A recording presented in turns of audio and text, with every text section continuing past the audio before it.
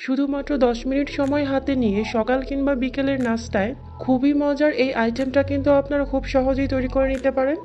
ছোট থেকে বড় সবাই এটা অনেক পছন্দ করবে। এখানে আমি 4টা ব্রেড নিয়েছি। একটি ছুরির সাহায্যে চারপাশে যে ব্রাউন অংশটা আছে সেটা কেটে নিব। ব্রেডের সাইডে এই ব্রাউন অংশটাকে কিন্তু আপনারা ফেলে না দিয়ে এটাকে খুব সহজে ব্লেন্ডারে ব্রেড ক্রাম্ব তৈরি করে নিতে পারেন। ব্রেডগুলোকে এরকম ছোট ছোট কিউব আকার করে কেটে নিচ্ছি।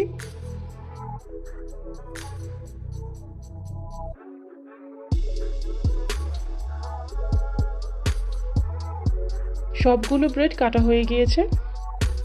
একটি মিক্সিং বলে আমি 3টা ডিম নিয়ে নিচ্ছি।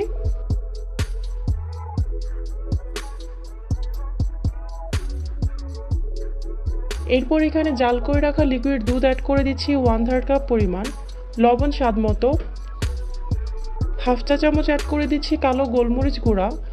এরপর একটি হ্যান্ড উইক্স দিয়ে সব কিছুকে খুব ভালো করে একটু মিশিয়ে নিব।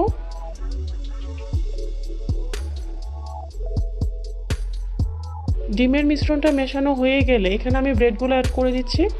ব্রেডটা যাতে ডিমের মিশ্রণটাকে সোপ করে নিতে পারে তার জন্য এইভাবে হালকা করে প্রেস করে দিতে হবে।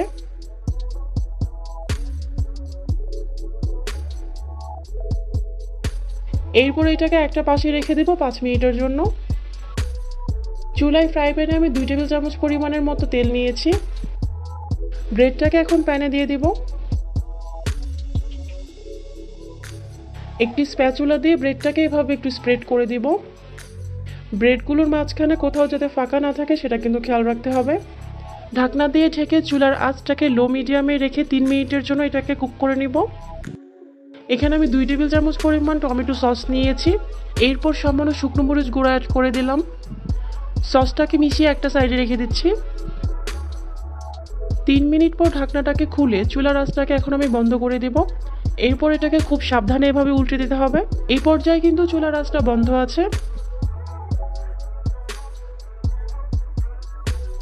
টমেটোর যে সসটা রেডি করে রেখেছিলাম সেটা এর উপরে এইভাবে দিয়ে দিব।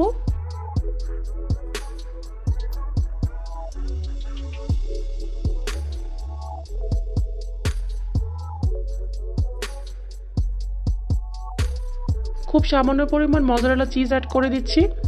আপনাদের হাতের কাছে যদি এই মজারেলা চিজটা না থাকে সেক্ষেত্রে মজারেলা চিজটা স্কিপ করতে পারেন, তবে চিজটা দিলে এটা খেতে কিন্তু অনেক বেশি মজা হবে। পেঁয়াজ এভাবে কিউব করে এখানে দিয়ে দিচ্ছি। সেই সাথে সবুজ ক্যাপসিকাম অ্যাড করে দিচ্ছি আর কিছু লাল ক্যাপসিকাম অ্যাড করছি। আপনারা এখানে চাইলে টমেটো ইউজ করতে পারেন।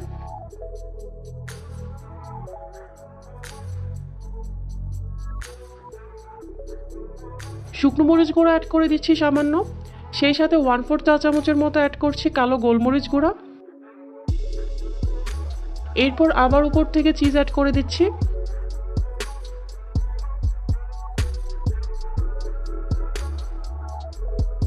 এখন আবারও ঢাকনা দিয়ে ঢেকে চুলার আঁচটাকে লো থেকে মিডিয়ামে রেখে এটাকে 3 থেকে 4 মিনিটের জন্য কুক করে নিব। প্রায় 4 মিনিট পর ঢাকনাটা খুলে আমি চুলাটাকে অফ করে দিয়েছি। নিচের পার্টটাও কিন্তু খুব সুন্দরভাবে কুকড হয়ে গিয়েছে দেখতে পাচ্ছেন। আপনারা চাইলে এখানে চিকেন সসেস বা চিকেনটাও ইউজ করতে পারেন। চিজটাও খুব সুন্দরভাবে মেল্ট হয়ে গিয়েছে।